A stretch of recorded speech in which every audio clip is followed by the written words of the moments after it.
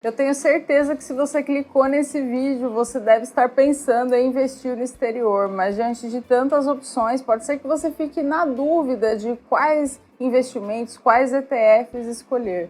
No vídeo de hoje eu estou aqui com o gestor de fundos e também meu grande amigo Roberto Coutinho. A gente vai conversar um pouco sobre 3 opções de investimentos no exterior, de ETFs no exterior, de setores que nós estamos acompanhando. E para começar, eu já queria te fazer uma pergunta, Robertinho, em relação a você que trabalha com investimentos no exterior, você que mora no Canadá, o que você tem sentido em relação à procura de pessoas sobre querendo investir fora, querendo proteger patrimônio? Como que é a sua percepção nesse sentido?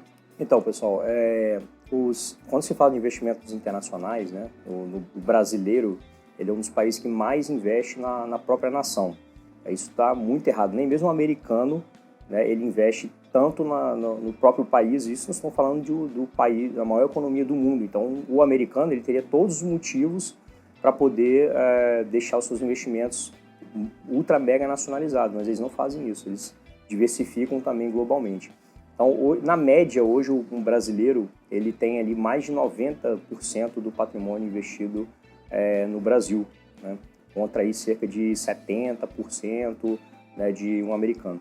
Então, mas a gente tem que olhar o contexto, né? Até alguns anos atrás não era tão simples investir no exterior, não tinha tantas corretoras como tem hoje que aceitam investidores estrangeiros. Então, à medida que o tempo vai passando e que as facilidades vão aumentando, cada vez mais os brasileiros estão optando por investir no exterior. E também a disseminação de informação, como canais meu e da Nanda, no YouTube, no Instagram, vai ajudando as pessoas a perder esse medo desse contato, né, com o investimento no exterior, entendendo um pouco melhor e mandando o seu dinheiro para a maior economia do mundo, não só Estados Unidos, né, a gente tem também que investir em outros países. Quando fala de investimentos internacionais, a gente não fala só de investir no mercado americano. Apesar de que eu acho que o mercado americano deveria sim ser o principal investimento, né, ser o principal país ali, o pilar da sua carteira, mas você deve sim também investir em outras economias desenvolvidas. E muita gente, ainda mais agora, tem procurado aqui o nosso escritório, e eu imagino que você também, por conta de toda a insegurança jurídica do Brasil, por conta dessa instabilidade econômica, de não saber o que vai acontecer. Então, realmente, hoje, colocar seu patrimônio, uma parte do seu patrimônio fora do país é uma questão até de legítima defesa. Mas, assim, em termos mais práticos, a gente separou aqui 3 teses de investimentos, 3 ETFs, 3 setores que a gente acompanha um pouco mais de perto. E o primeiro deles é o setor de semicondutores, tá? O que define um semicondutor? É um material que ele tem característica tanto de isolante quanto de condutor. E esses semicondutores eles são muito úteis na indústria, por exemplo, indústria automobilística ou indústria de produção de eletrônicos, por exemplo. Alguns exemplos de elementos químicos relacionados ao setor de semicondutores é o silício e o germânio.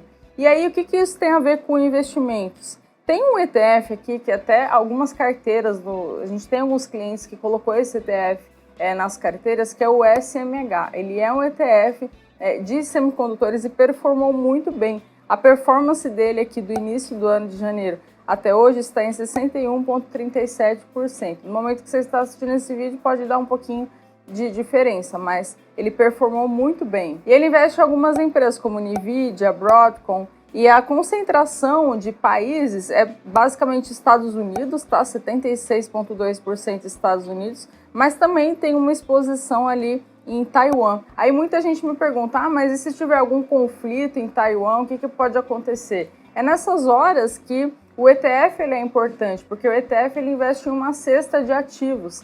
Então, você não está investindo em uma única empresa, correndo o risco ali daquela empresa, daquele país em específico. Não, você já está diversificado. Aliás, se você está pensando em proteger o seu patrimônio do Risco Brasil, clica nesse QR Code que está aparecendo aqui na tela e entre em contato aqui com o nosso escritório. Um outro ETF também bastante conhecido de semicondutores é o ETF SOX, né? SOXX. Em termos de performance histórica, né, o que a Nanda citou, e os SOX eles têm uma rentabilidade muito parecida. Tá, só agora na recuperação de 2022 para 2023 deu uma descoladinha ali, né, talvez por alguma questão de diferença de alocação, né, mas em termos de performance histórica são bem parecidos mesmo. Inclusive o fundo que eu gerencio, né, que é o FIA The North, hoje o setor principal nosso de alocação é o setor de semicondutores, né, de tanto que a gente acredita que esse setor vai continuar tendo performance acima da média, não só 2024, mas eu acredito aí que pelos próximos 5, 10 anos, tá? Historicamente falando, esse setor tem performado melhor, principalmente pegando essa janela aí dos últimos 10 anos, 10, 15 anos, ele tem tido uma performance melhor do que o SP500, e aí começou muita gente a me perguntar se esse setor estaria ou não muito bem precificado, né, já com valuation muito elevado. E eu acredito que não, eu vou explicar de forma superficial aqui para vocês entenderem um pouco melhor.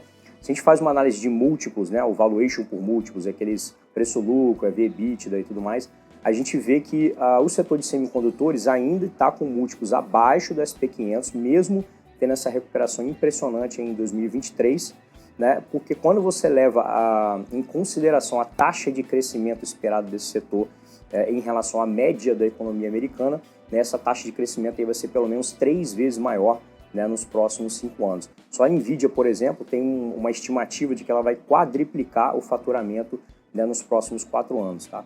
É importante a gente entender também que esse setor, apesar de ser todo mundo ali no setor de semicondutores, mas cada um tem um papel importante dentro desse segmento. As empresas não são necessariamente competidoras entre si. Tá? Então você tem ali a Taiwan Semicondutores, que é um fabricante, né? Você tem a Samsung, também é fabricante de chips, a Intel também é fabricante, tá? Então essas três competem entre si na fabricação, apesar da TSM estar assim, muito à frente, né, dessas empresas em termos de tecnologia. Tá? Passando aí para fabricantes de equipamentos, a gente tem a SML, né, que é uma empresa europeia, e a gente tem também outros fabricantes de materiais que serão necessários para a fabricação dos chips, né, como a Broadcom.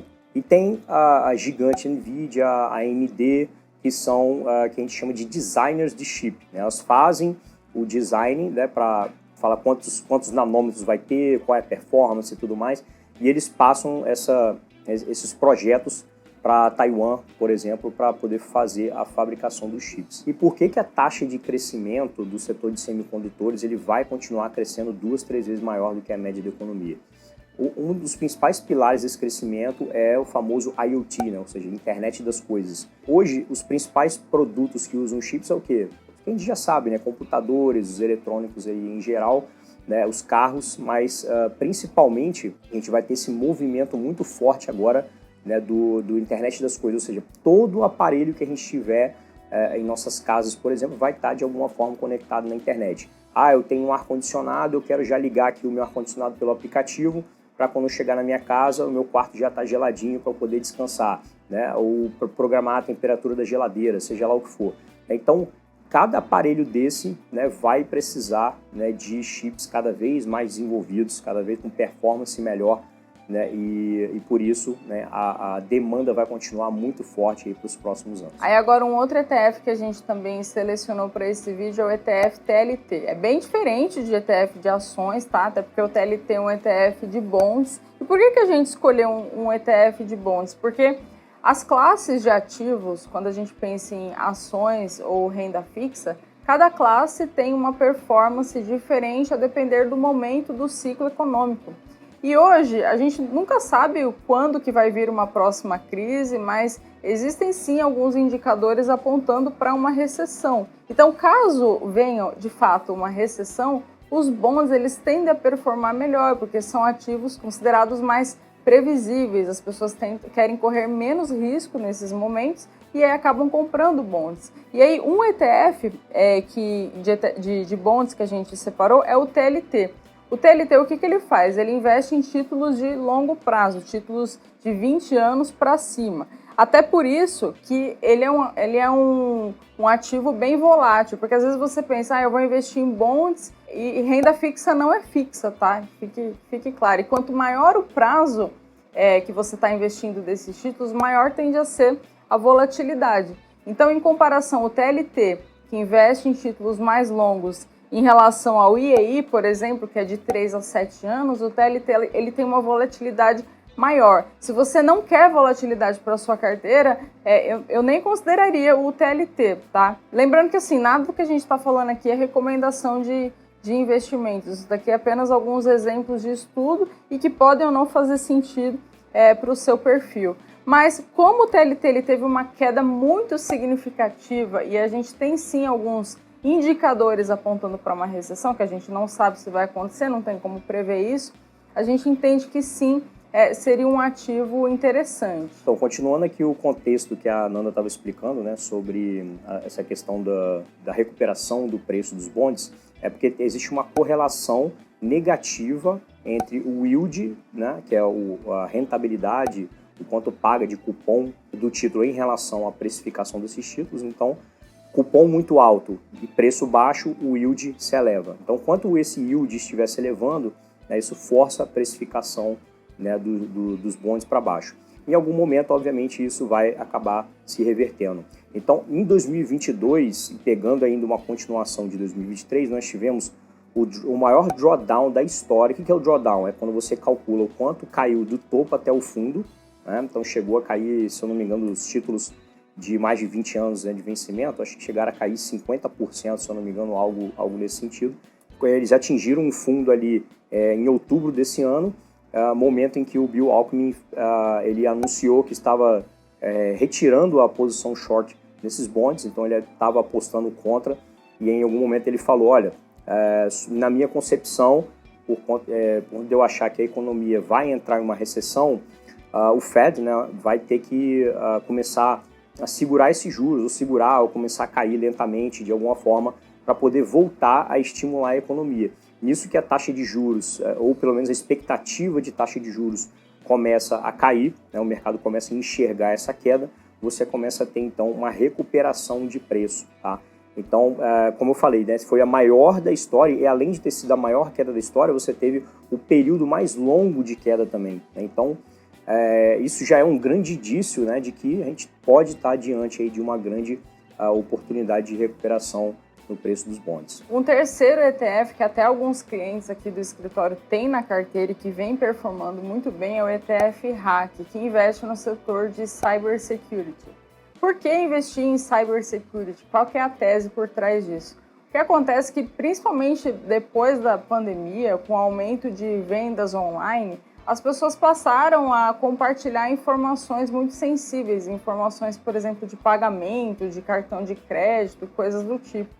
Então, se faz necessário também investir na segurança dessas informações. Então, essa seria a tese ali de investir no setor de cybersecurity. E olha só, o RAC, nos últimos 6 meses, ele performou bem, tem uma performance aqui de 15,96%, e investe em algumas empresas aqui do setor. Eu vou colocar na descrição também o link de todas essas referências desses ETFs que a gente está comentando. Então, o setor de cibersegurança é outro setor que eu também acredito muito, né, nessa continuidade de crescimento forte pelos próximos anos. Existe um estudo que fala do crescimento exponencial da receita, né, do faturamento dessas empresas, cada vez mais que o mundo vai para a internet. Então, hoje você tem um mundo que é bastante tecnológico, né, você tem as empresas que são puramente tecnologia, né, ou seja, baseadas em tecnologia, e tem as empresas tradicionais, né, elas estão cada vez mais suportadas por tecnologia.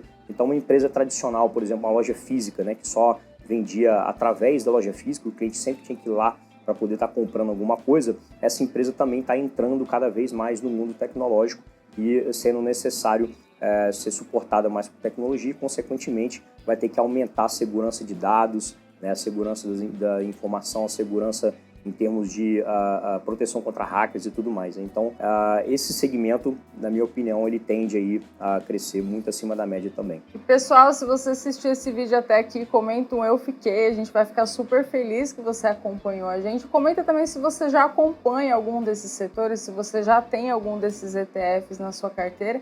E Robertinho, vou deixar com você as palavras finais aqui desse vídeo. Bom, Nanda, eu gostaria de agradecer a presença, né? Obrigado até por ter me recebido aqui em São Paulo muito bem. Pessoal, para vocês entrarem em contato comigo ou com a minha empresa, né? A gente tem lá os canais no YouTube, que é a Escola da Fortuna também, assim como no Instagram. Eu sou um cara super fácil de ter o contato. Você pode mandar mensagem para mim no privado, no Instagram, ou pode mandar o e-mail através do clubethenorth@gmail.com, né? Se você quiser se tornar aí um cotista do nosso fundo ou quiser algum serviço mais especializado, uma consultoria individualizada a respeito aí de investimentos internacionais, pode entrar em contato através de qualquer canal desse que eu citei, né? E você vai ser muito bem recebido.